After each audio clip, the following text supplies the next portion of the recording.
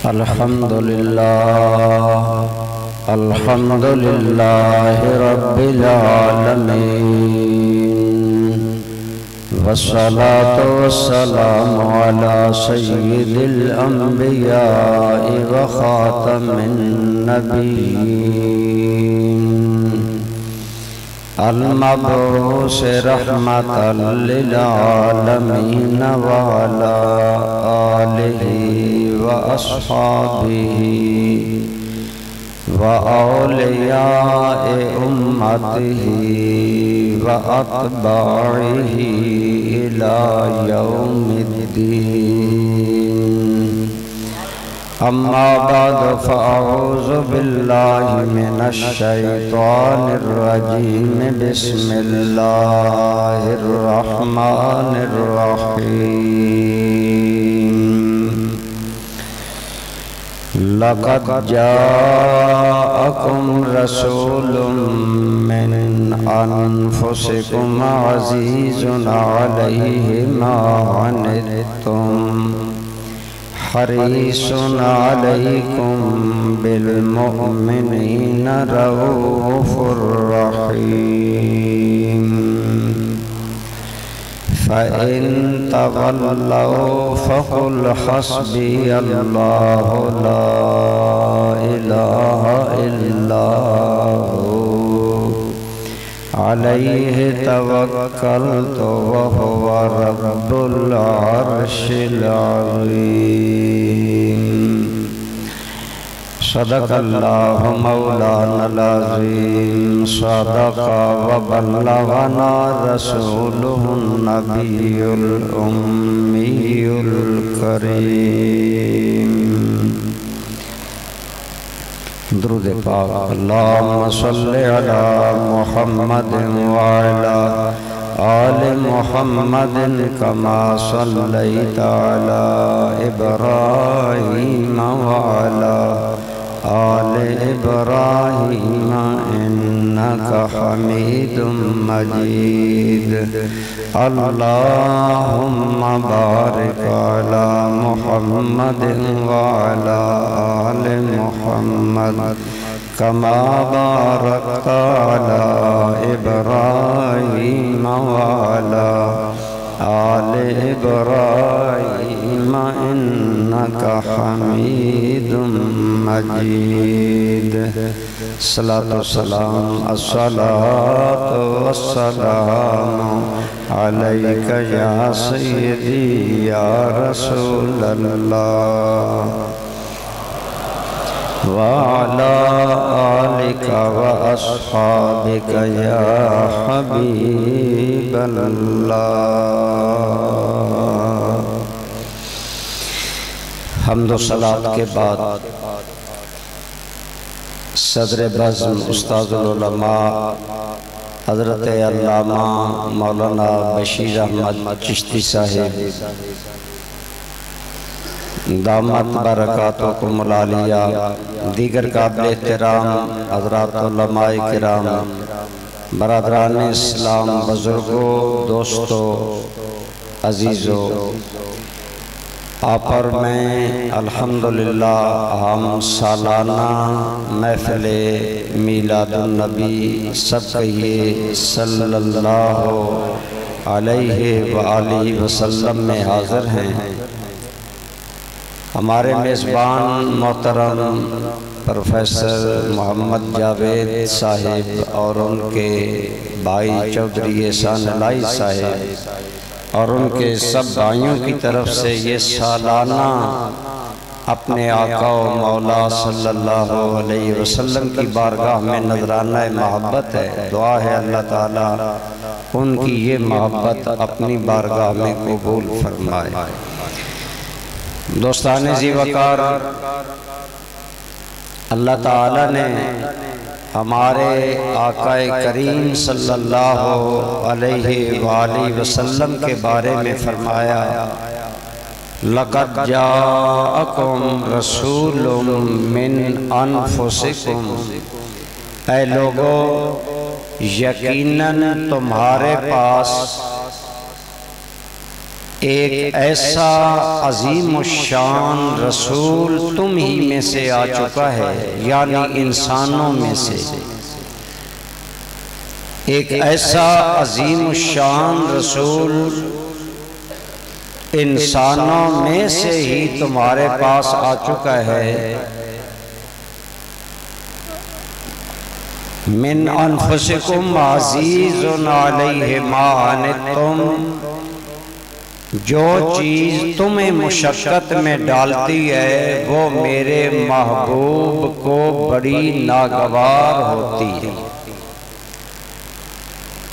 دوستو، آپ کسی بندے کو کہیں نا میں آپ کا خیر خواہ ہوں، وہ تھوڑا سا اطمینان میں آ جاتا ہے، وہ آپ کے یقین دلانے پر کہ میں آپ کا خیر خواہ ہوں وہ مطمئن ہو جاتا ہے۔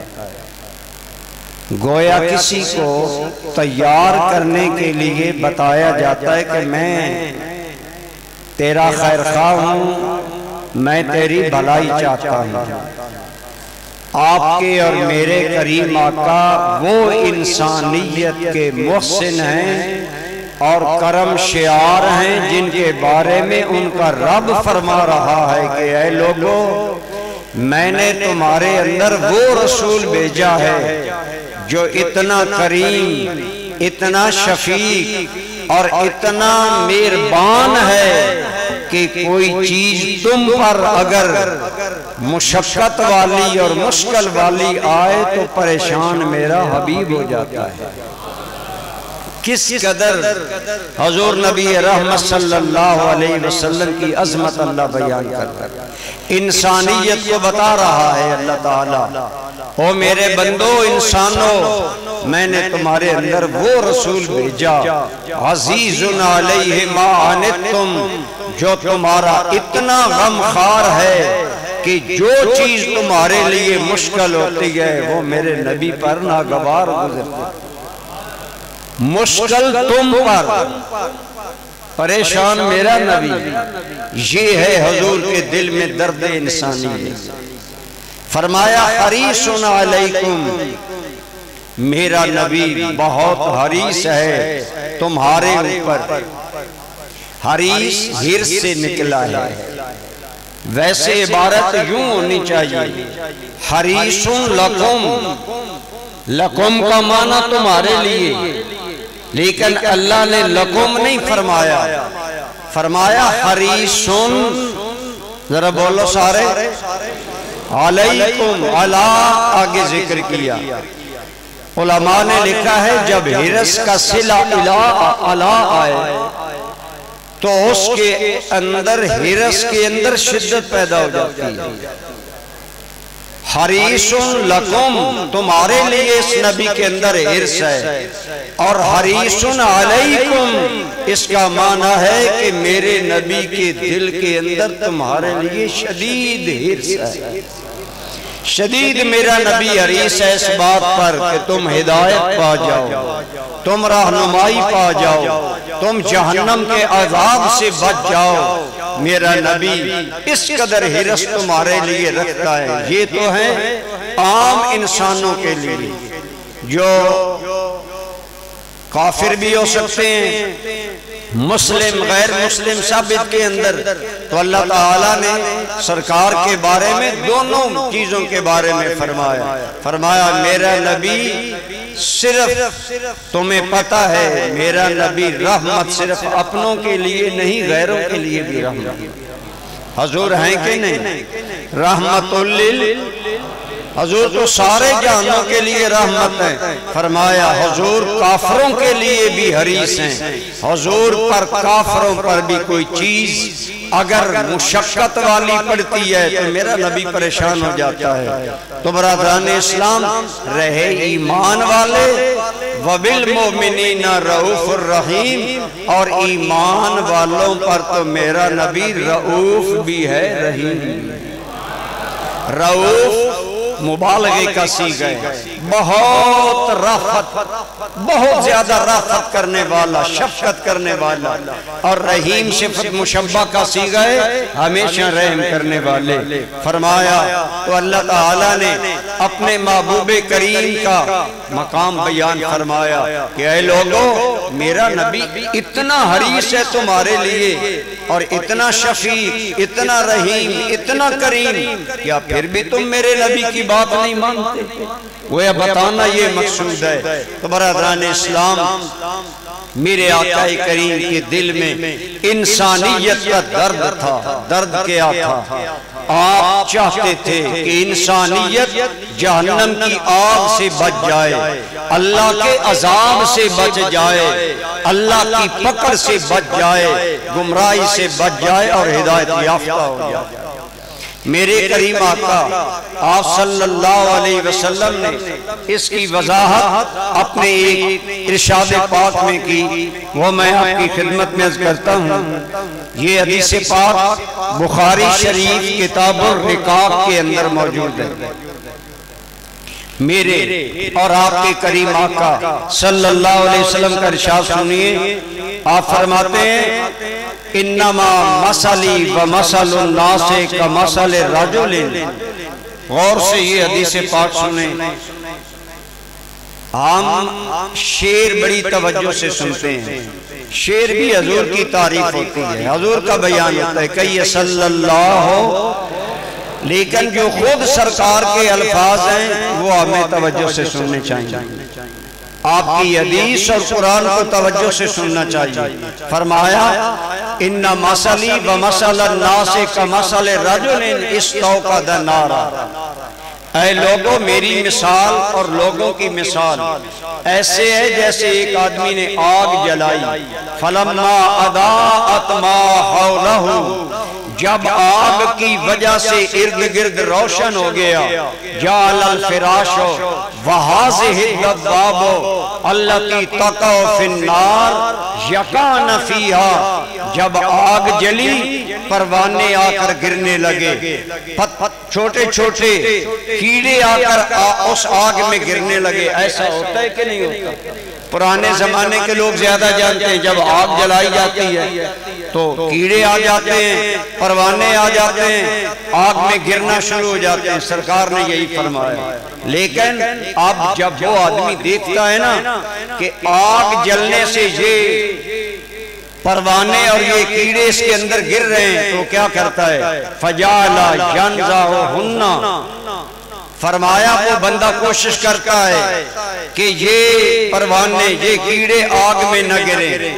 وہ رحم دل بندہ ہوتا ہے، مہربان بندہ ہوتا ہے، لیکن آپ فرماتے ہیں وَيَغْلَبْنَهُ وَيَحْتَحْمْنَا، لیکن وہ کیڑے، وہ پروانے اس بندے پر غالب آ جاتے ہیں اور دوڑ دوڑ کر اس آگ میں گرنا شروع ہو جاتے ہیں۔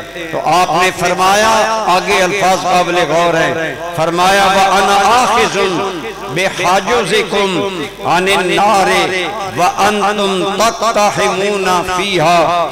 فرمایا اے لوگو، تم دوڑ دوڑ کر جہنم کی آگ میں گرنا چاہتے ہو، میں محمد عربی تمہیں کمر سے پکڑ پکڑ کر بچا رہا ہوں۔ ذرا غور فرمائیں، حضور نے کتنے انداز میں مثال سنائی۔ فرمایا جب آگ جلے پروانے گرنا شروع ہو جاتے ہیں، کیڑے گرنا شروع ہو جاتے ہیں، رحم دل بندہ گوارا نہیں کرتا، انہیں بچانا چاہتا ہے۔ گویا فرمایا لوگو، جہنم کی آگ بھڑک چکی ہے، انسانیت دوڑ دوڑ کر اس میں گرنا چاہتی ہے۔ فرمایا وَأَنْتُمْ تَقْتَحِمُونَ فِيهَا، تم دوڑ کر جہنم میں گرنا چاہتے ہو۔ وَأَنَا آخِذٌ بِحُجَزِكُمْ، میں تمہیں کمر سے پکڑ پکڑ کر بچا رہا ہوں۔ یہ ہے رسول اللہ کا دل درد مند۔ حضور کے دل میں اس بات سے درد ہوتا تھا کہ کوئی انسان جہنم میں جائے۔ یہ کتنا بڑا حرص ہے، اور اس کے لیے آپ جانتے ہیں مکی زندگی 13 سالہ حضور نے کن مشکلات میں گزاری؟ علماء سے پوچھیں۔ آپ نے صفا پر کھڑا ہو کر قوم کو بلایا ایمان لاؤ، میں اللہ کا نبی ہوں۔ قوم نے گالیاں دی، قوم نے تنقید کی۔ حضور نبی رحمت صلی اللہ علیہ وسلم ایک بند کمرے میں بیٹھ کر لوگوں کو اللہ کی طرف بلاتے، لیکن بات نہ بنی، اسلام آگے نہیں بڑھ رہا۔ اللہ تعالیٰ نے اجازت دی، میرے محبوب آپ نکلیں، یا ایھا المدثر قم فانذر وربک فکبر، اے چادر اوڑھنے والے میرے یار اٹھ اور لوگوں کو اللہ سے ڈرا، انہیں اللہ کی طرف بولا۔ میرے دوستوں، آپ کبھی مکہ کے بازاروں میں جو سمجھدار بندہ ملتا اس سے بات کرتے، کبھی آپ علماء سے پوچھیں، صرف مکہ مکرمہ میں ابتداءً تو سختی تھی، بعد میں آپ کیا کرتے؟ جو باہر سے بندے آتے، مثلاً حج کا موقع آتا اور حضور نبی رحمت تشریف لے جاتے، جاہلیت میں بھی حج ہوتا تھا، آپ جاتے، اور یہ سیرت میں موجود ہے کہ آپ مقام منی میں خیمے میں جاتے، خیمے میں جاتے، کبھی صدیق اکبر ساتھ ہوتے، کبھی اور کوئی ایک آدمی، بس کائنات کے رسول ہیں اور اکیلے رات کے اندھیروں میں لوگوں سے مل رہے ہیں۔ کیوں؟ ایک ہی درد، اللہ انہیں جہنم سے بچائے، اللہ انہیں ہدایت عطا فرمائے۔ آپ کے دل میں انسانیت کے لیے کتنا درد تھا آپ جانتے ہیں۔ 13 سالوں میں، ابتدائی سالوں میں تو بہت مشکل تھی، اسلام بہت تھوڑا پھیلا۔ حضرت عمر سن 6 نبوت میں ایمان لائے، اور اس وقت تک 40 بندوں میں سے ایک بندہ کم تھا، 40 میں حضرت عمر تھا۔ اللہ آپ کو خوش رکھے، آپ تو اتنے لوگ ہماری بات سننے آج آ گئے، یہ سب حضور کی برکتیں ہیں۔ لیکن حضرت عمر 40 میں آدمی تھے، لیکن میرے آقا کریم کو یہ درد سونے نہیں دیتا۔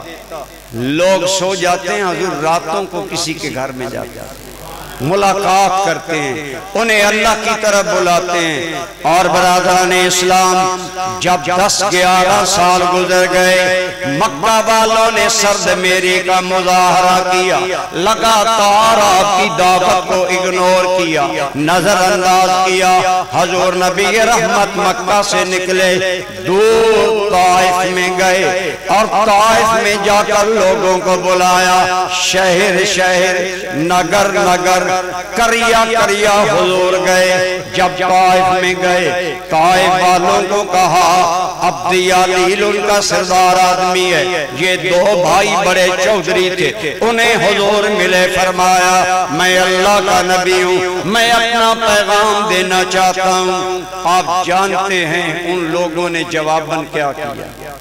12 علماء سے سنا، حضرت عائشہ صدیقہ عرض کرتے، یا رسول اللہ کہیے صلی اللہ، آقا جنگ احد سے بڑھ کر بھی آپ پر کوئی مشکل دن آیا؟ جنگ احد میں سرکار کی پیشانی مبارک زخمی ہوئی، دانت مبارک زخمی ہوئی، چہرہ مبارک زخمی ہوا۔ یا رسول اللہ، فرمایا ہاں عائشہ، طائف والا معاملہ مجھ پر سخت تھا، اکیلی جان حضور کی، اور ساتھ صرف زید بن حارثہ غلام، 2 ذات میں۔ طائف گئے، طائف والوں نے کیا کیا؟ نوجوانوں کو جمع کیا، ان کے ہاتھوں میں پتھر ہیں، اور سرکار کے قدموں پر مار کر کہتے ہیں، اے محمد انہی قدموں سے چل کر آئے ہو ہمیں بتوں سے روکنے کے لیے؟ انہیں بت بڑے پیارے تھے، جیسے ہمیں رسمیں پیاری ہیں۔ میں نے آج بھی یہ بات کی، آج کل یہ بات میں بڑی سٹرانگلی کر رہا ہوں۔ آپ سوچتے ہیں انہوں نے بتوں کو چھوڑ کیوں نہ دیا؟ میں کہتا ہوں ہم رسمیں چھوڑ کیوں نہیں دیتے؟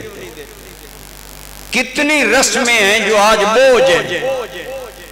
مثلاً داماد کا کفن بچی کے گھر والوں سے لینا ظلم نہیں ہے؟ ہم چھوڑتے ہیں۔ ہم رسمیں جس طرح نہیں نہ چھوڑتے، وہ بت پرستی نہیں چھوڑتے تھے۔ لیکن خدا را علماء کو جاگنا ہوگا، قوم کو ان رسموں کے بوجھ سے نکالنا ہوگا۔ آپ تشریف لے گئے، انہوں نے آپ کو زخمی کر دیا، آپ نے ایک باغ میں پناہ لی، فرشتہ آ گیا، یا رسول اللہ، اللہ تعالیٰ جلال میں کہیں تو ہم اس بستی کو 2 پہاڑوں میں رکھ کر کچل دیں، ان کا نام و نشان مٹا دیں۔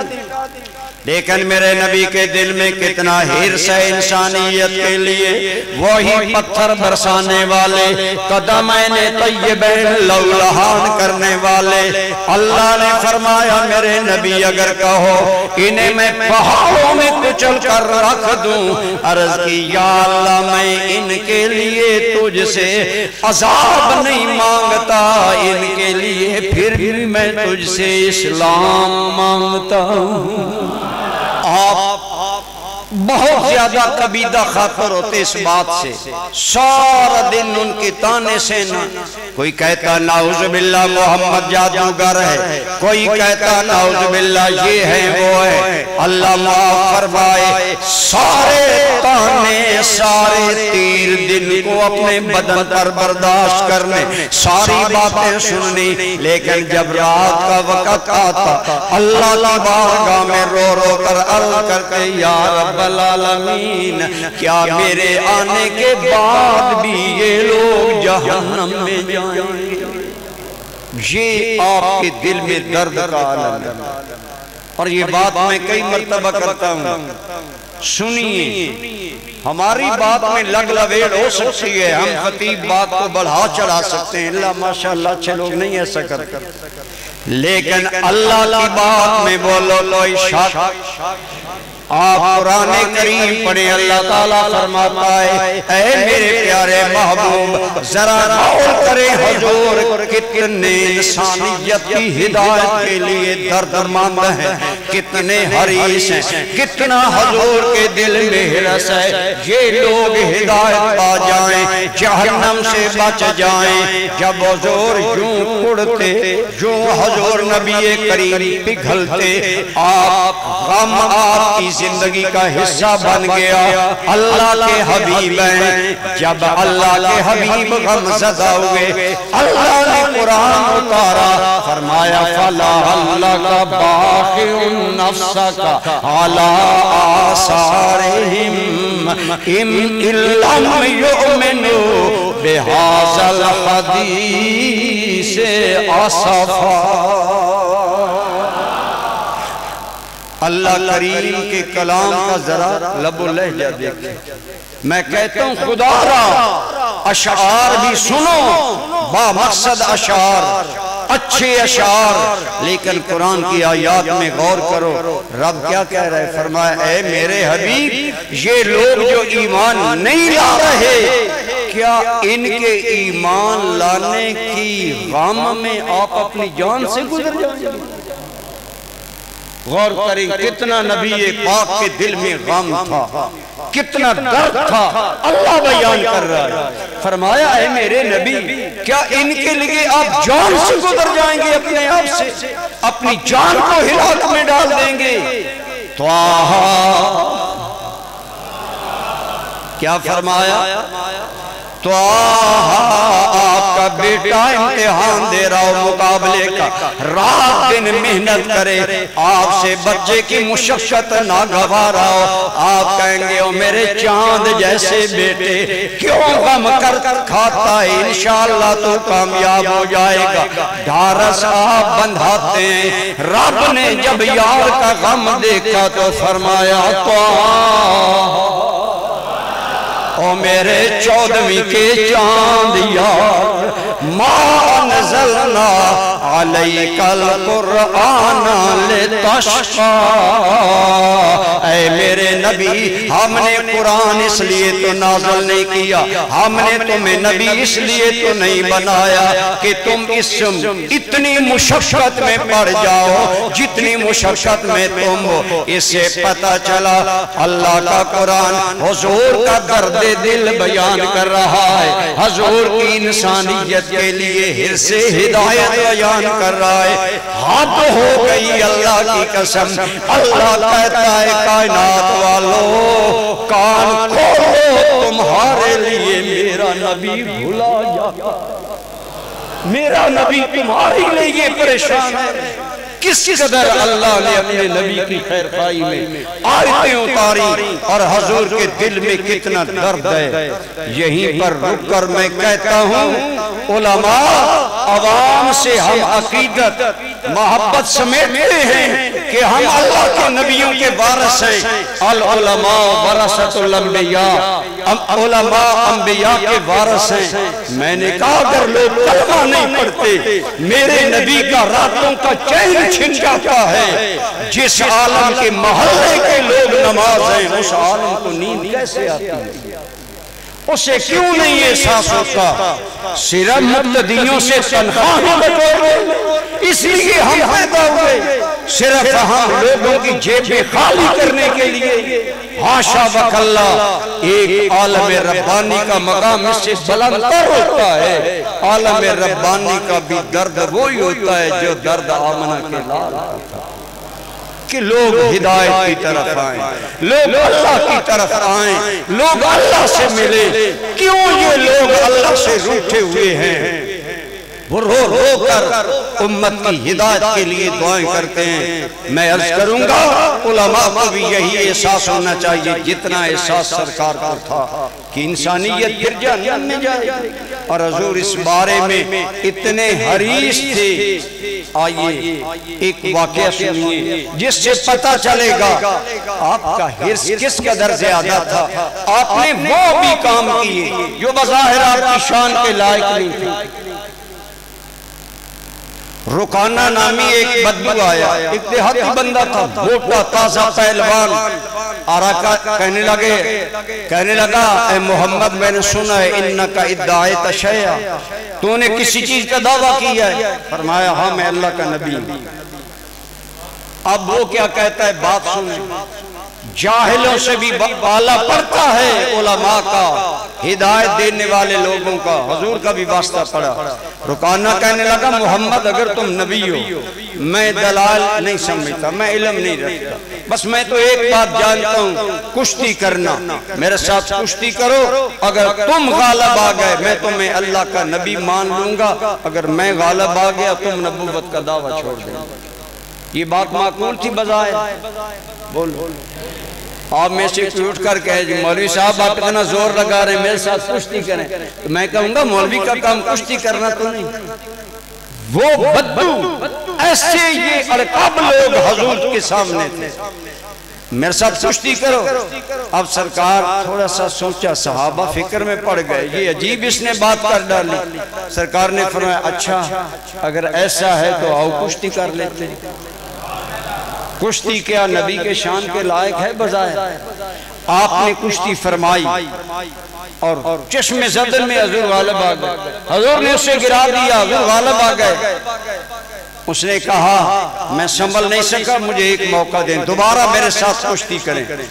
آپ نے دوبارہ موقع دیا، لیکن جس کے بازو میں اللہ کی قوت ہو، جس کو بارے دو عالم کی پرواہ نہیں، جس کو بارے دو عالم کی پرواہ نہیں، ایسے بازو کی قوت پہ لاکھوں سلام۔ حضور جب دو مرتبہ غالب آ گئے نا، گویا یہ اشارہ تھا کہ ان کے پیچھے اللہ کی طاقت ہے۔ میں کر رہا ہوں علماء نے یہاں پر ایک آگے تبصرہ کیا۔ تبصرہ یہ ہے، علماء فرماتے ہیں کشتی کرنا بظاہر نبی کے مقام کے زیبا نہیں ہے، مناسب نہیں ہے، لیکن حضور نے کشتی کیوں کی؟ اس لیے اگر تو اس طرح کلمہ پڑھ کر جہنم سے بچ سکتا ہے محمد بچانے کے لیے، تو میں عرض کر رہا ہوں فرمایا عزیز علیہ ما عنتم حریص علیکم، او انسانیت میرا نبی تمہارے لیے بہت حریص ہے۔ میرے نبی کو شدید حرص ہے کہ یہ لوگ ایمان لے آئیں، کسی طرح ایمان لے آئیں، جو بھی ہو آ جائیں۔ ایک بدو آیا، چادر اس کے ہاتھ میں ہے، حضور کے گلے میں یوں چادر ڈالی. صحابہ موجود ہیں صحابہ. یوں اس نے قوت سے کھینچی چادر، حضور کی گردن مبارک زخمی ہو گئی. حضرت عمر کی آنکھوں میں غصے کے شرارے پڑے. آپ اٹھے، حضور نے اشارہ کیا. عمر نہیں، ٹھہرو. وہ کیا کہتا ہے؟ بات کیا تھی؟ کہنے لگا اے محمد، اللہ نے جو تمہیں دیا میرا حصہ دو. حضور طیش میں نہیں آئے. آپ نے فرمایا جو اللہ نے مجھے دیا ہے تو اللہ کا دیا، لیکن جو تو نے انداز اختیار کیا ہے اس کا تو سے بدلہ تو لیا جا سکتا ہے نا. تو وہ کیا کہتا ہے؟ کہتا ہے میں جانتا ہوں انکا لا تجزی سیئۃ بسیئۃ، میں جانتا ہوں محمد کبھی برائی کا جواب برائی سے نہیں دے. حضور کے پاس اس وقت کوئی چیز نہیں تھی. ایک روایت میں یہ ہے وہ مسجد نبی سے نکل گیا، وہ چلا گیا، پیچھے سے بہت سا مال آ گیا. سرکار نے فرمایا اس اونٹ والے بدو کو تلاش کرو. اب صحابہ کے چہرے کی اس نے اتنی بدتمیزی کی، حضور سے بولا، لیکن ماننی تھی بات. صحابہ گئے مدینہ منورہ میں، پھیل گئے صحابہ، اس کو تلاش کر کے لے آئے. جب آئے تو آپ نے فرمایا اچھا ایسا کرو چادر بچھاؤ اور جتنا تیرے من میں آئے اپنی چادریں بھر. اب اس نے اتنی چادر بھری. ایک یہ روایت ہے. دوسری روایت جو سے عائشہ میں ہے وہ یہ ہے کہ اس نے کہا جو اللہ نے آپ کو دیا وہ مجھے دیں. اس نے ایسا ہی ترش سلوک کیا. تو آپ نے اس کی بات سن کر نہ یہ اس نے کہا برائی کا بدلہ برائی سے مجھے پتہ ہے نہیں دیں گے. آپ نے فرمایا اچھا میری بکریاں کہاں ہیں؟ کہتے ہیں 2 پہاڑوں کے درمیان حضور کی جتنی بکریاں تھیں حضور نے ساری عطا کر. برادران اسلام، میرے آقا کریم آپ کا خلق کریم اور وطیرہ دے کر کلمہ پڑھنے لگا. جب اس نے کلمہ پڑھا حضور کے چہرے پر ایک بہار نو آ گئی، رخ ودہا پہ ایک نئی چمک آ گئی. حضور خوش ہوئے. آپ نے فرمایا اے صحابہ اب تم بتاؤ، اگر کل جس طرح تم مجھ سے سلوک کرنا چاہتے تھے اگر تم وہ سلوک کرتے یہ جہنم میں جاتا، میں نے اسے جہنم سے بچا لیا. حریص علیکم، میرا نبی بہت حریص ہے کہ تم جہنم سے بچ جاؤ. آج ہم لوگ نماز نہیں پڑھتے، ہم بھی دین قبول نہیں کرتے. حضور کا سارا دین اس لیے ہے کہ ہم اللہ کے غضب سے بچ جائیں، اللہ کی ناراضگی سے بچ جائیں. برادران اسلام، اور اگر کوئی آدمی جہنم کی آگ سے بچ جاتا تو حضور بڑے خوش ہوتے. بولو بڑے. امام ابو نعیم نے دلائل النبوہ میں لکھا کہ ایک یہودی لڑکا سرکار سے محبت کرتا تھا، آتا جاتا تھا. آپ بڑے خلیق تھے، مہربان تھے. بچہ نظر نہ آیا. آپ نے پوچھا وہ بچہ نظر نہیں آیا. عرض کیا گیا یا رسول اللہ وہ بچہ بیمار ہے. کیا ہے؟ سرکار اس کی تیمارداری کے لیے چلے گئے. آپ جب گئے تو آپ نے بچے کو دیکھا، بچہ شدید بیمار تھا. آپ اس کے قریب بیٹھ گئے. آپ نے اس بچے کو فرمایا اسلم، بچے اسلام لاؤ. اب وہ بچہ بالکل جان کنی کے قریب ہے.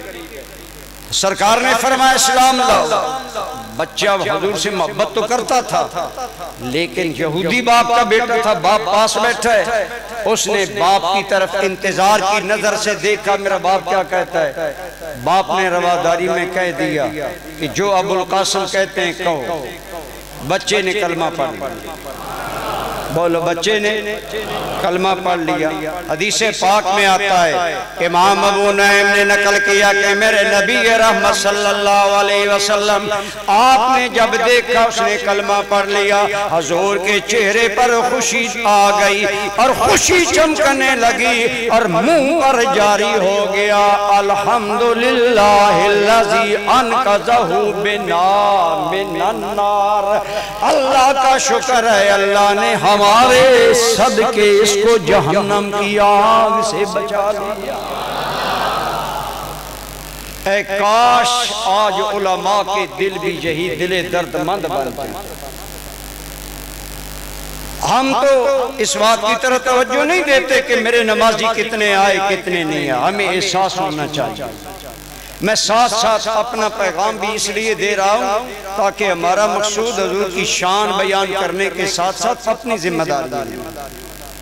تو میرے کریم صلی اللہ علیہ وسلم آپ کے بارے میں اللہ تعالیٰ نے فرمایا، او لوگو انسانوں تمہارے پاس کون آیا؟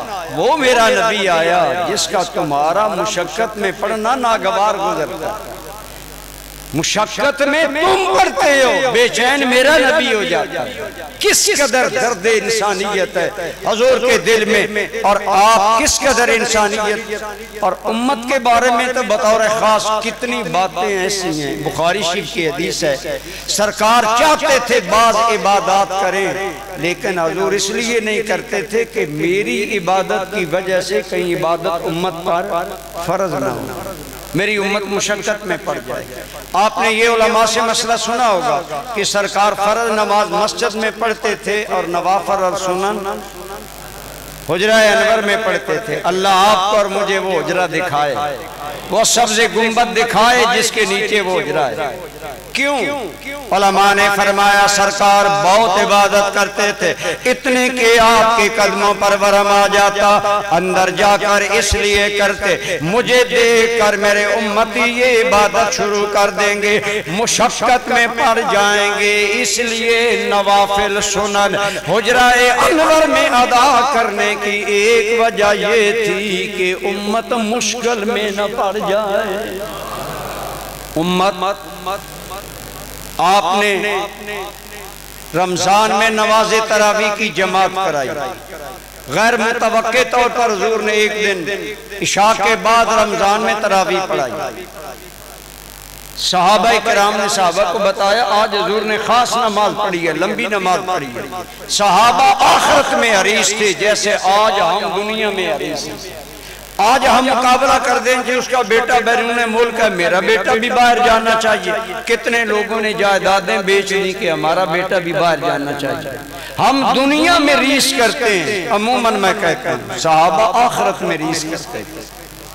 حریص تھے صحابہ۔ اگلی رات صحابہ اور آئے، حضور نے نماز تراویح پڑھائی۔ جب تیسری رات آئی اتنے صحابہ آئے کہ مسجد نبوی کھچا کھچ بولو بھر گئی۔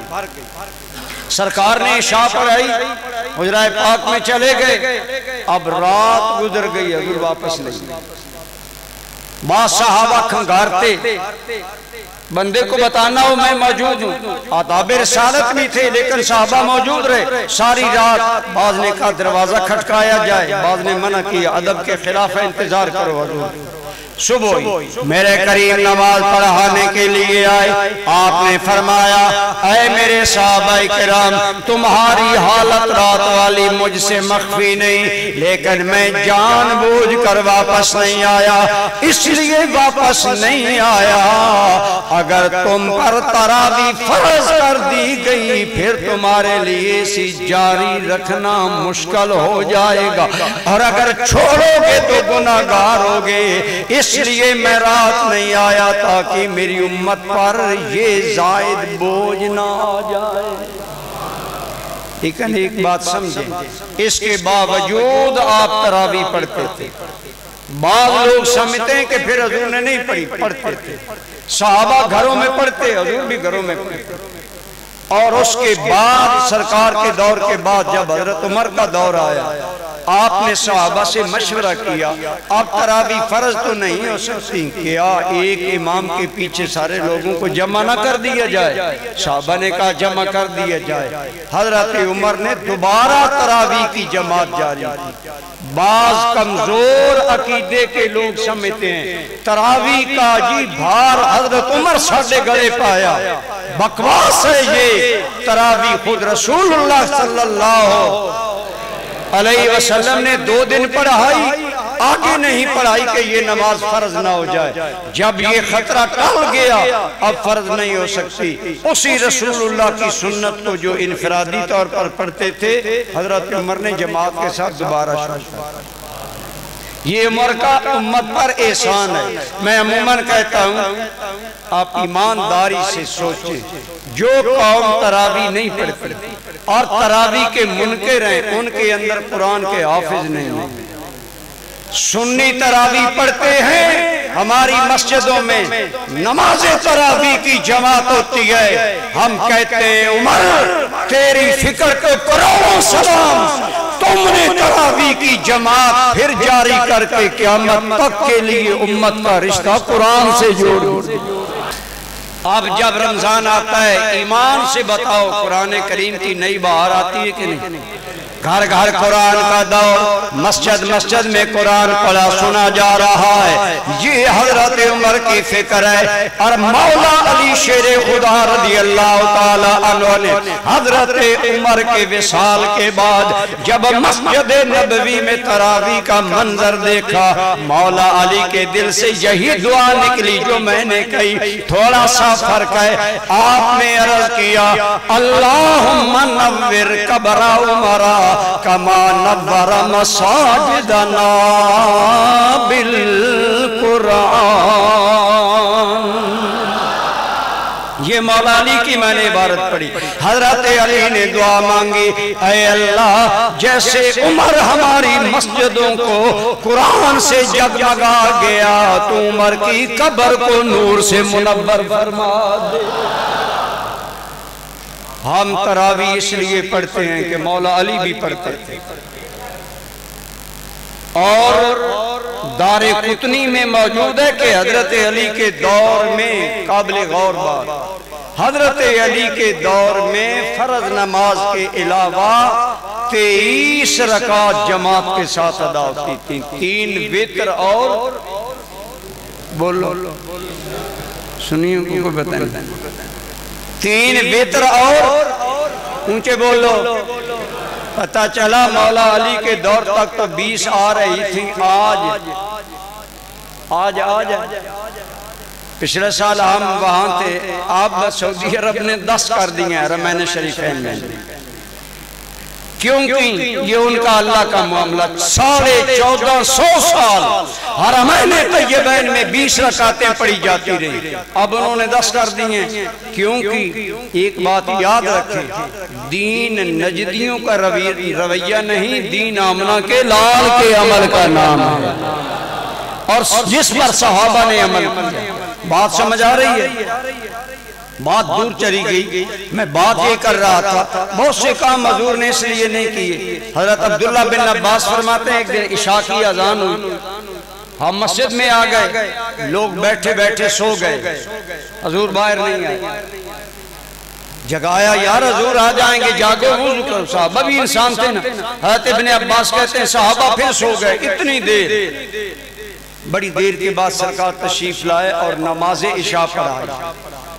صحابہ ایک مرتبہ بھی اونگتے سو گئے، جگائے گئے، پھر سو گئے، پھر جگائے گئے، پھر حضور نے عشاء کی نماز پڑھی، اور کیا فرمایا نماز پڑھا کر؟ قابل غور بات فرمایا، اے لوگوں اگر میں امت پر مشقت نہ جانتا، لولا اشقو علی امتی لصلیت ہاکذا، اگر میں امت پر بوجھ نہ جانتا میں عشاء کی نماز اتنی روزانہ لیٹ پڑھنا فرض کر دیتا، حکم دے دیتا۔ یا رسول اللہ حکم کیوں نہیں کرتے؟ فرمایا امت کا درد اور مشقت یاد آتی ہے، میری امت نہ مشکل میں پڑ جائے۔ ایسے حضور کریم ہیں، رحم دل ہیں کہ امت کو بچانے کے لیے بہت سے۔ مسواک سرکار کی بہت پسندیدہ سنت ہے، کیا بولیے؟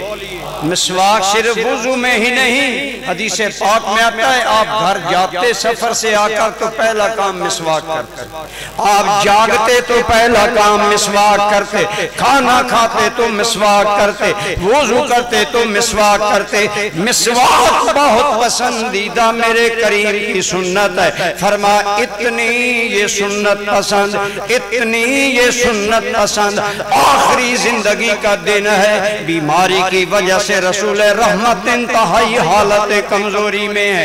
اتنے میں عبد الرحمن ابن ابی بکر حضرت صدیق اکبر کے بیٹے آئے، ہاتھ میں مسواک ہے، حضور ٹک ٹکی باندھ کر مسواک کو دیکھنے لگے۔ سیدہ ام المومنین کی گود میں حضور کا سر انور ہے، سمجھ گئی حضور مسواک کرنا چاہتے ہیں۔ پوچھا آقا مسواک کرنا چاہیں گے؟ فرمایا ہاں۔ مسواک لیا، سیدہ نے دانتوں میں چبایا، جب نرم ہو گیا نبی رحمت نے مسواک کیا، چند لمحے بعد رب سے وصال ہو گیا۔ علماء نے لکھا گویا یہ رب سے ملاقات کی مسواک، انتہائی محبوب سنت ہمیں اپنانی چاہیے۔ علماء نے لکھا مسواک کے 60 فوائد ہیں۔ کتنے؟ طبی، دینی، روحانی، ایمانی، ان میں سے ایک فائدہ۔ علماء نے لکھا جو بندہ مسواک کو اپنی عادت بنا لیتا ہے، مرتے دم اللہ اس کی زبان پر کلمہ جاری کر دیتا ہے۔ حضور صلی اللہ آپ کو میں انتہائی پسند ہے مسواک، لیکن فرمایا لولا اشق علی امتی لامرتهم بالسواک مع کل صلاۃ او کما قال علیہ الصلوۃ والسلام۔ فرمایا اگر میں امت پر بوجھ نہ سمجھتا، میری امت مشقت میں پڑ جائے گی، میں حکم دیتا ہر نماز مسواک کر کے ادا کیا کرو۔ کیوں؟ توجہ کریں، کیوں؟ اس لیے کہ ہم نے نماز سے رب کا نام لینا، اور وہ ہے پاک۔ بولو، پہلا کلمہ نماز کا کیا ہے؟ بول سبحانہ، پاک رب کا نام لینا ہے۔ ارے جتنا زیادہ احترام دل میں ہوگا، ایک شاعر نے کہا تھا حضور کے بارے میں، ہزار بار بشویم دہن سے مشک و گلاب، ہنوز نام تو گفتن کمال بے ادبیست۔ یا رسول اللہ میں گلاب کے پانی سے ہزار بار زبان کو دھوں، یہ زبان پھر بھی آپ کا نام لینے کے قابل نہیں۔ اگر مصطفیٰ کے ساتھ پیار کا یہ عالم ہونا چاہیے تو بندے کو رب سے کتنا پیار ہونا چاہیے۔ کوشش کریں مسواک کو عادت بنانے کی۔ آپ نے فرمایا اگر میں امت کو یہ نہ سمجھتا میری امت مشقت میں پڑ جائے گی تو میں حکم دیتا ہر نماز مسواک کے ساتھ ادا کرو۔ ایک روایت میں حکم دیتا ہر وضو کے ساتھ مسواک کیا کرو۔ تو بتا یہ رہا کہ آپ کا دل درد مند، اتنا درد مند دل ہے، انسانیت کے لیے بھی دل میں درد ہے، اور مسلمانوں کے لیے تو اور زیادہ درد ہے کہ مسلمانوں کے لیے حضور بہت زیادہ امت پر مہربان ہے۔ امت پر حضور کتنے مہربان ہیں یہ علماء سے آپ سنتے رہتے ہیں، اس لیے میں نے یہ پہلو آخر میں لایا، اور قرآن میں بھی یہی ہے۔ فرمایا حریص علیکم، میرا نبی انسانیت کے لیے بہت زیادہ حریص ہے کہ یہ انسانیت جہنم سے بچ جائے۔ اگلی بات فرمائی وَبِالْمُؤْمِنِينَ رَؤُوفٌ الرحیم، اور میرے نبی ایمان والوں کے ساتھ تو بہت زیادہ مہربان اور رحم کرنے والے۔ مسلمانوں پر حضور بہت زیادہ مہربان، بہت زیادہ مہربان تھے۔ یہی وجہ ہے امت کے لیے ہر وقت دعائیں، امت کے لیے ہر وقت خیر خواہی۔ حضور کے ایک صحابی تھے، ان کا نام تھا حضرت عبداللہ۔ کیا نام تھا؟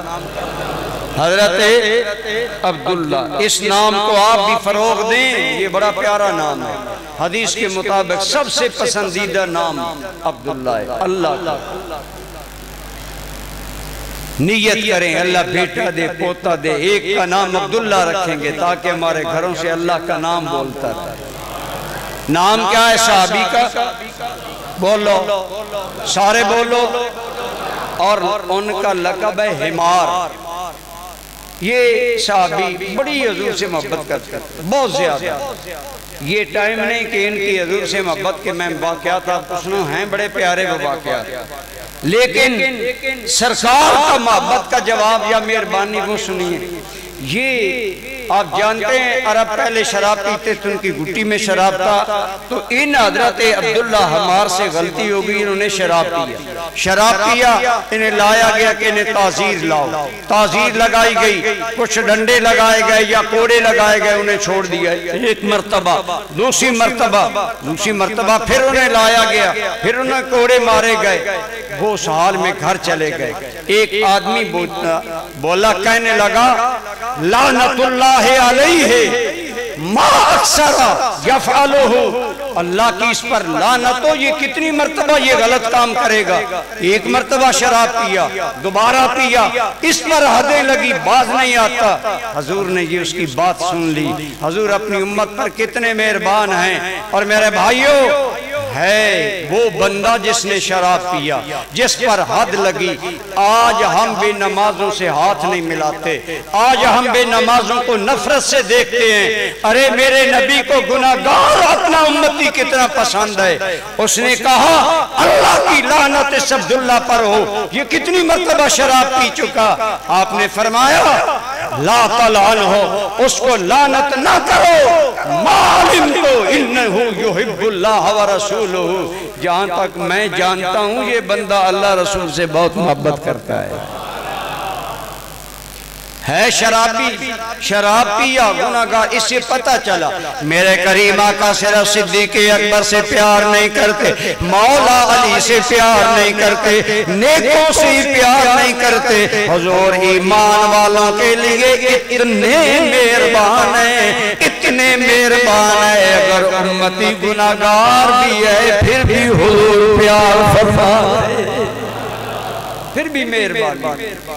اسی لیے انشاءاللہ ہم سمجھتے ہیں ہم گناہگار ہیں، حضور پھر بھی کرم کریں، بلکہ آپ کا تو ارشاد ہے۔ تو برادران اسلام، میرے کریم آقا ایمان والوں پر بہت رحم دل ہیں، اتنے رحم دل ہیں، ایمان والوں کے لیے کوئی مشکل حکم آیا، اللہ کی بارگاہ میں عرض کیا یا اللہ آسانی فرما دے۔ اللہ نے آسانی کی۔ امام آلوسی بغدادی رحمت اللہ علیہ کے حوالے سے میرے مرشد کریم حضور ضیاء الامت فرماتے ہیں، نبی رحمت کہیے صلی اللہ علیہ وسلم 3 دن اس حال میں مسجد نبوی میں آئے، نماز پڑھاتے حضور اندر چلے جاتے، صحابہ کا دل ہوتا پیارے بیٹھیں دیدار کریں، اپنی آنکھوں کو حضور کے جمال سے لذت آشنا کریں، حضور کا دیدار کریں۔ حضور جلدی چلے جاتے، صحابہ جو دیدار کے بھوکے تھے پریشان ہو گئے، حضور آتے ہیں ہم سے کوئی غلطی ہو گئی، بیٹھتے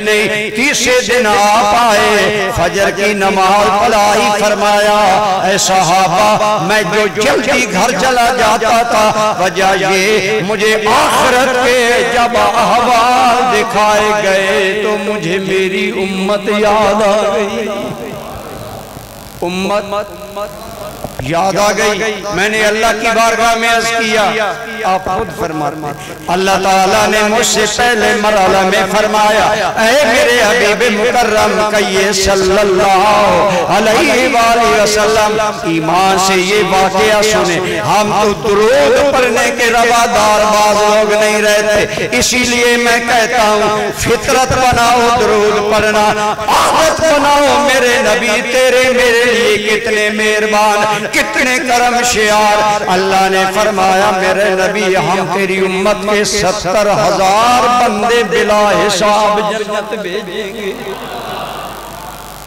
اب بات ہماری ہے، اب تو سبحان اللہ اونچی کہنی چاہیے۔ یا رسول اللہ پھر کیا ہوا؟ فرمایا میں نے کہا اللہم زد لی فی، ہاں یا اللہ میری امت تو زیادہ ہے اور مہربانی کر دے۔ 70,000 سے کیا بنے گا؟ فرمایا پیارے محمد لو ان 70,000 میں ہر 1000 میں ایک ایسا ہے جو آپ کی امت کا 70,000 بندہ شفاعت کر کے جنت میں ساتھ لے جائے۔ عرض کیا اللہ تعالیٰ نے پہلی مرتبہ فرمایا ہم 70,000 بلا حساب جنت بھیجیں، پھر فرمایا ان 1000 میں ہر ایک بندہ ایسا ہوگا جو 70,000 ساتھ لے جائے گا۔ حضور کتنے ہمارے غمخوار ہیں، کیا یا اللہ یہ تھوڑا ہے، اللہم زد لی فیہا، یا اللہ اور کرم کر دے اور مہربانی کر دے۔ اسی لیے میں کہتا ہوں کہ جن کو امت کا غم ہی ستاتا رہا، جن کو ہی ستاتا رہا، ایسے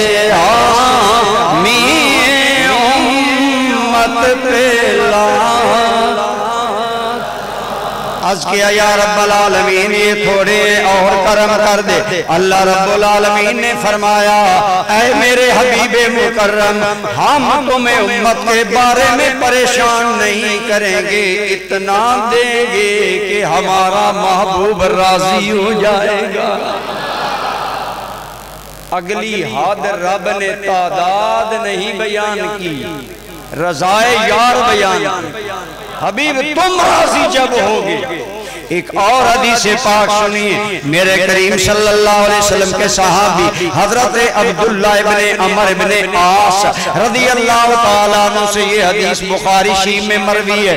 آپ فرماتے ہیں ایک رات نبی رحمت صلی اللہ علیہ وسلم نے یہ آیت پڑھی کہ ابراہیم علیہ السلام نے کہا تھا یا اللہ جنہوں نے میری پیروی کی وہ میرے ہیں، اور جو میری پیروی نہ کرے فَإِنَّكَ أَنْتَ الْغَفُورُ الرحیم، تو خود رحیم ہے۔ گویا ابراہیم علیہ السلام نے کہا جو میری بات مانے وہ تیرے ہیں، وہ میرے ہیں، باقی تیرے ہیں۔ حضرت عیسیٰ علیہ السلام کا کلام قرآن سے پڑھا، عیسیٰ علیہ السلام نے کہا تھا ان تعذبہم فإنہم عبادک وإن تغفر لہم فإنک انت العزیز الحکیم۔ اے مولا اگر ان کو تو عذاب دے تو تیرے بندے ہیں، تو دے سکتا ہے، اگر معاف کرے تو معاف کرنے والا۔ حضرت عبداللہ بن عمر بن عاص کہتے ہیں ہم سن رہے تھے حضور نے یہ آیات پڑھی، ان کے بعد بے ساختہ حضور کے منہ پر کلمات لگاتار جاری ہو گئے، اللہم امتی اللہم امتی، وجعل یبکی حضور روتے جا رہے ہیں، راز کرتے جا رہے ہیں یا اللہ میری امت میری امت۔ دوستان ذیبکار حدیث پاک ہے بخاری کی، اللہ نے جبریل کو فرمایا اے جبریل جاؤ پتہ کرو میرے محبوب کیوں رو رہے ہیں۔ حضرت جبریل امین آئے، حضور نے وہی بات کی جو آپ کر رہے تھے۔ دوستان گرامی قدر حضرت جبریل نے بتایا یا اللہ اس وقت تیرے یار کو امت یاد آ رہی ہے کہ ابراہیم علیہ السلام نے کہا نیک میرے ہیں بد تیرے حوالے، عیسیٰ علیہ السلام نے کہا تیری مرضی عذاب دے، تیری مرضی معاف کر دے، لیکن حضرت کہتے ہیں یا اللہ میری امت تو میری ہے، مطلب تھا نیک ہیں یا بد ہیں میرے ہیں۔ بخاری کے الفاظ ہیں، حضرت جبریل امین نے آ کر عرض کیا یا رسول اللہ، اللہ فرماتا ہے اے حبیب انا سنردیکا فی امتکا ولا نسؤکا، اے حبیب غم نہ کھاؤ، ہم امت کے بارے میں تمہیں پریشان نہیں کریں گے بلکہ راضی کر کے چھوڑیں گے۔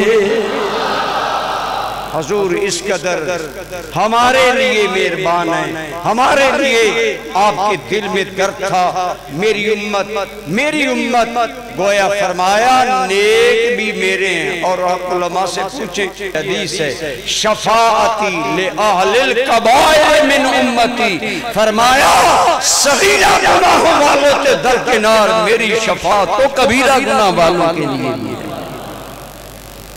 لیکن اس کا یہ مطلب نہیں کہ صبح کبیرہ گناہ کرنا شروع کر دیں کہ جی حضور نے کہا میں شفاعت کروں گا۔ یاد رکھیں حضور بھی شفاعت تب کریں گے جب اللہ اجازت دے گا۔ تو اگر آپ اس لیے کبیرہ گناہ کریں گے کہ حضور شفاعت کریں گے، یاد رکھیں ایک بات، یہ مسئلہ کتابوں میں موجود ہے، جو بندہ اللہ کی رحمت کا بہانہ یا حضور کی شفاعت کا بہانہ بنا کر گناہ زیادہ کرتا ہے، اللہ اسے ایک سزا دیتا ہے۔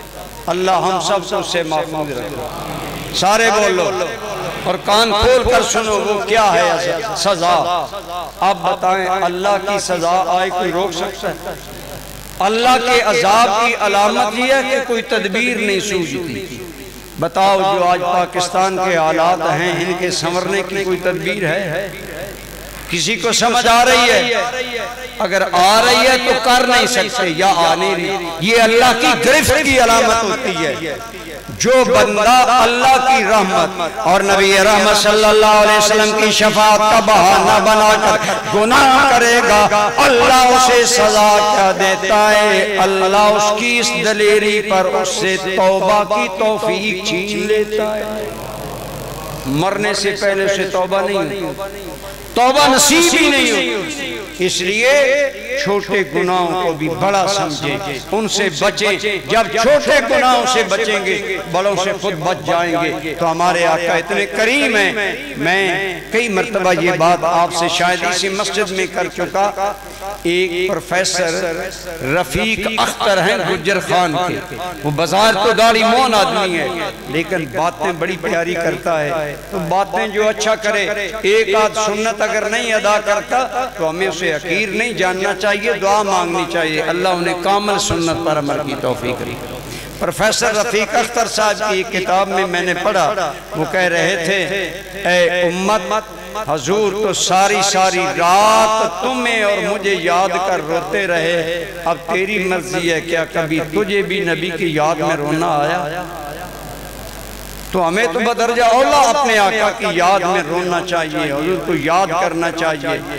آپ نے فرمایا، نیک بھی میرے ہیں، بد بھی میرے ہیں، میری امت کے گناہگاروں کی میں شفاعت کروں گا۔ دوستان ذی وقار، امت سے یہ پیار ہے حضور کا، اس کے جواب میں ہمیں حضور سے پیار کرنا چاہیے، اور جس طرح حضور امت پر مہربان ہیں، ہمیں بھی آپس میں ایک دوسرے پر مہربان ہونا چاہیے۔ آج جو ہمارے پاکستان میں، ہمارے ملک میں جو بے-چینی ہے، وہ یہ ہے کہ ہر آدمی اپنے پیٹ پر ہاتھ مارتا ہے، میرے گھر خیر ہو، باقی جہنم میں جائیں نہیں۔ آپ حضور کی امت سے اس لیے پیار کریں کہ حضور کو امت بڑی، اونچے بولو، مل کر بولو، امت بڑی۔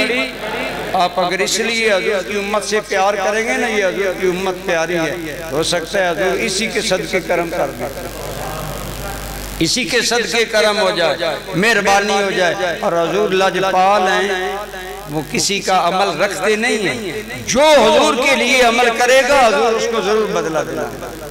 اس لیے ہمیں آپس میں مہربان ہونا چاہیے، ایک دوسرے کا نفع اور فائدہ سوچنا چاہیے، حضور کی امت کو آپس میں ایک دوسرے کو نقصان نہیں دینا چاہیے۔ حضور کا ارشاد ہے، ارحم امتی بے امتی ابو بکر، میری امت میں سب سے میری امت پر مہربان جس انسان کا نام ہے وہ ابو بکر ہے، وہ ابو بکر ہے۔ اسی طرح ہمیں بھی آپس میں مہربان ہونا چاہیے، اچھے ہمارے تعلقات ہونے چاہیے۔ بالخصوص آج جب ہمارے ملک کے اندر انتہائی غربت اور پریشانی ہے، ہمیں اپنے دوسرے مسلمان بھائیوں کی خیرخواہی کرنی چاہیے، حضور کی اس رحمت کا فیضان آگے بھی بانٹنا چاہیے۔ حضور کی امت کے ساتھ بھلائی کرنے والے پر حضور خوش ہوتے ہیں۔ بولو کیا ہوتے ہیں؟ ایک بزرگ تھے، ان کا نام تھا سلیمان بن ربی۔ کیا نام تھا؟ سلیمان بن ربی، یہ ان کا نام تھا۔ وہ جا رہے تھے حج بیت اللہ کے لیے، لیکن راستے میں دیکھا ایک مسلمان عورت مردہ گوشت کاٹ کر کھانا چاہتی تھی۔ انہوں نے جب دیکھ لیا اس سے پوچھا تو مسلمان ہے؟ کہنے لگے ہاں۔ فرمایا پھر حرام گوشت کھانا چاہتے؟ اس نے کہا میں بیوہ عورت ہوں، میں سید زادی ہوں، میرا شوہر فوت ہو چکا ہے، ہمارے گھر کوئی چیز کھانے کے لیے نہیں، اب جان بچانے کے لیے میں حرام گوشت لے چاہیے۔ وہ جا رہے تھے، ربی بن سلیمان شاید ان کا نام تھا، ربی بن سلیمان، وہ جا رہے تھے حج کرنے، انہوں نے سوچا میرا حج کیا ہے، یہ لوگ اتنے غریب ہیں، اس نے کیا کیا، جو حج کے لیے پیسے تھے اس کو عورت کو دیے، خود واپس آ گئے، حج پر نہیں جا سکتے، حج مکمل ہو گیا، ربی بن سلیمان گئے بندوں سے ملنے کے، حاجی آ رہے ہیں، حاجیوں کی زیارت کرنا دعا لینا حدیث پاک ہے، جب تک حاجی گھر میں داخل نہ ہو جائے وہ اللہ کا مہمان ہے، اس سے دعا کروایا کرو، جب گھر میں داخل ہو جاتا ہے سفر ختم ہو جاتا ہے، ربی بن سلیمان گئے میں بھی دعا کرواتا ہوں، ان سے ملتا ہوں، زیارت کرتا ہوں حاجیوں کی، ہم بھی کرتے ہیں نا زیارت، یہ کرنی چاہیے، ملنا چاہیے ان اللہ کے گھر سے آنے والے میں۔ جب ربی بن سلیمان ایک آدمی سے ملا نا تو اس نے جلدی میں رش تھا، رش میں ایک تھیلی ربی بن سلیمان کے ہاتھ میں دے کر کہا ربی بن سلیمان یہ ہے تیری وہ تھیلی جو تو نے باب بقی کے باہر مجھے دی تھی اور تمہیں بھی حج کی مبارک ہو۔ اب رش تھا، تھیلی دینے والا تھیلی دے کر غائب ہو گیا، ربی بن سلیمان پریشان ہے، میں حج پر گیا ہی نہیں، جب گیا نہیں تو جنت باب بقی میں میرا جاننا با، یہ کیا مانا، پریشان کھڑا ہے، دن پریشانی میں گزرا لیکن ربی بن سلیمان نیک انسان تھے، حضور کے باپ نیک امتی تھے، جب خواب میں سوئے باغ جاگا میرے لجپال نے دیدار عطا فرمایا، کیا فرمایا؟ فرمایا اے ربی بن سلیمان تو حج کی مبارک پر حیران ہو رہا ہے اور تھیلی تو لینا نہیں چاہتا، اے ربی بن سلیمان تم نے اس مجبور بیوہ کی مدد کی ہے، یہ تھیلی ہم نے بھیجی ہے اور تمہیں مبارک ہو، تیرا میری امت کی اس بیوہ عورت سے یہ سلوک، یہ رحمت، یہ شفقت، یہ کرم اللہ کو اتنا پسند آیا ہے، اللہ نے تیری شکل پر فرشتہ پیدا کیا ہے، وہ قیامت تک تیری طرف سے حج کرتا ہی رہے گا، حج کرتا ہی رہے گا۔ صبح ربی بن سلیمان اٹھے، تھیلی اٹھائی تو تھیلی کے اوپر ایک عبارت لکھی گئی، من عاملنا ربحا، من عاملنا ربحا، جو ہم سے معاملہ کرتا ہے وہ نفع کماتا ہے۔ ربی بن سلیمان کہتے ہیں لوگوں میں نے تھیلی کھولی، واللہ میں نے 300 درہم اس بیوہ سید زادی کو دیے، یہ تھیلی خواب میں حضور کے کرم سے ملی، جب کھولی تو 600 درہم دیے، 300 ملے، اور پرافت یہ کہ تیری شکل پر ایک فرشتہ حج قیامت تک کرتا رہے۔ حضور کی امت کے ساتھ آج مہربانی کا وقت ہے، گھر گھر غربت، گھر گھر محتاجی ہے، اگر چاہتے ہو میلاد والے نبی راضی ہوں حضور کی امت سے بھلائی کیا کرو، اللہ کی قسم کتنے ایسے واقعات ہیں، حضور کی امت سے بھلائی کرنے والوں سے رسول اللہ راضی، حضور نبی رحمت نے خوشنودی کا اظہار کیا، اس لیے ہمیں چاہیے ہم آپ دو باتیں، اب ایک تو ہم حضور صلی اللہ علیہ وسلم کی امت پر مہربانی کیا کریں، شفقت کیا کریں، رحم دلی کیا کریں، اور دوسری بات جس طرح حضور لوگوں کی گمراہی سے کبیدہ خاطر ہوتے تھے اور کسی کے ہدایت پانے سے حضور خوش ہوتے تھے، ہمیں بھی فکر کرنی چاہیے، اسی فکر کا نام ہے تحریک حی علی الفلاح، کہ لوگ نمازی بنے، لوگ مسجدوں میں آئیں، لوگ اللہ رسول سے ٹوٹا ہوا رشتہ جوڑیں، جہاں جہاں تحریک کے پروگرام ہوتے ہیں ان میں شامل ہوا کرو، کسی کی کوئی ڈیوٹی ہوتی ہے، کسی کی کوئی، سرکار کے اس حرص کا ٹائم نہیں میں لمبی بات کروں، کافی لمبی بات ہو رہی ہے، صحابہ کرام کے اندر یہی درد تھا جس نے صحابہ کرام کو بہت زیادہ دین کا خیرخواہ بنا دیا۔ حضرت عمر گئے شام، بولو کہاں گئے؟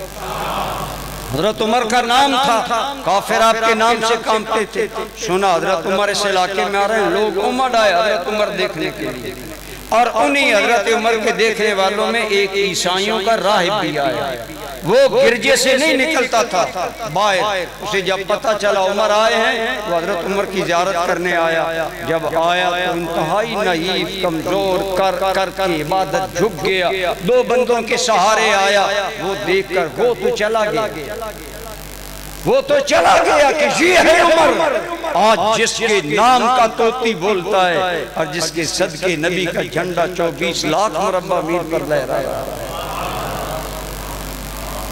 جس کے نام سے نبی کا جھنڈا بلند ہو، اس عمر کا نام سن کر جلنا چاہیے یا مسکرانا چاہیے؟ اس لیے سنی حضرت عمر کے نام سے جلتے نہیں، مچلتے ہیں، خوش ہوتے ہیں۔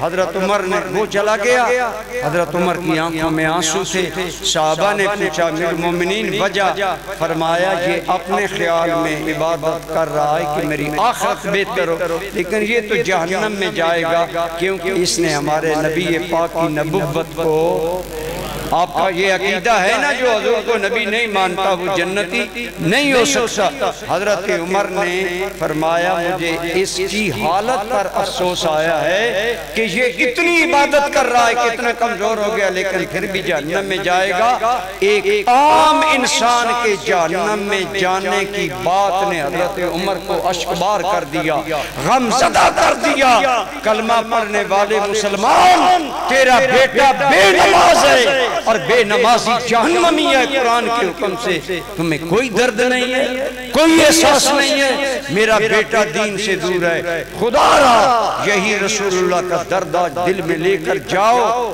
کہ ہمیں بھی اس بات کا درد ہونا چاہیے، یہ بندے نمازی بن جائیں، یہ بندے نیک بن جائیں، یہ ان کا رشتہ اللہ سے جڑ جائے۔ یہی کام ہمارے بزرگوں نے کیا، ہمیں بھی کرنا چاہیے۔ اللہ آپ کو شاد آباد رکھے، میرے اس پیغام کو یاد رکھیں گے۔ بارہ اللہ کی قسم ہمیں یہ درد ہے کہ ہم پنڈادن خان میں آئے اور پھر گمراہی رہے، کہیں اللہ پاک ہم سے پوچھے ہم پریشان نہ ہو، اللہ کرے ہمارا جنازہ اٹھے، گھر گھر سے دین کی آواز اٹھے۔